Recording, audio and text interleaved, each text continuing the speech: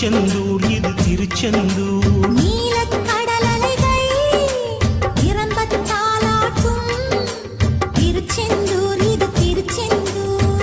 ஆழிப்பேரலை அடங்கி நடந்தது அது எந்தூர் இந்த திருச்செந்தூர்.